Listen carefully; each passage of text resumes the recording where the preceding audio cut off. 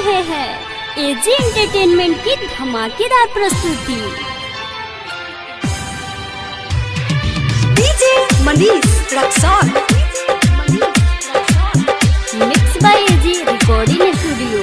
आज के रतिया जानू आवत खुद बारात बाटे, जियब हम कैसे बोला छूटत तोहसे साथ बाटे।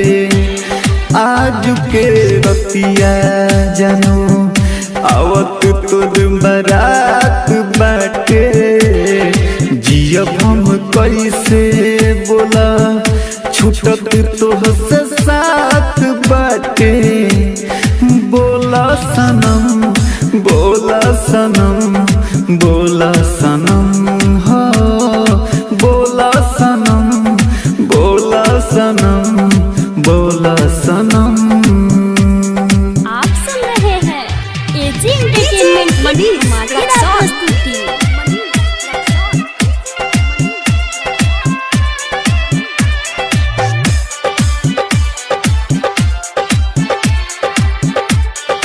Mix by AG recording studio. झूठा कसम खा के दिलावा दुखा के छोड़ी जात बाड़ुए जान। सोचलू ना समझलू हमके ठुकराइलू, तोड़ी दिलू सारा अरमान। जात बाड़ू ससुरा जन आखरी मुलाकात बाटे, जियब हम कैसे बोला छूटत तोहसे साथ बाटे। बोला सनम बोला सनम बोला सनम हो, बोला सनम बोला सनम बोला सनम। आप सुन रहे हैं एजी एंटरटेनमेंट की धमाकेदार प्रस्तुति।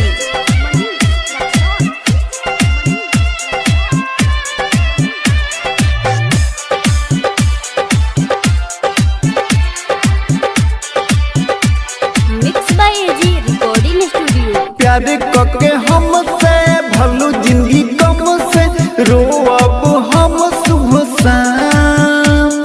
सुना बेवफा तू भइलू जुदा, तू दिल से मिटा दम तोरे नाम। और दिन सावदिया प्रेमी परदेसी खपा बाटे, जियब हम कैसे बोला छूटत तोहसे साथ बाटे। बोला सनम बोला सनम बोला सनम हो, बोला सनम बोला सनम बोला सनम। Mix by AG recording studio.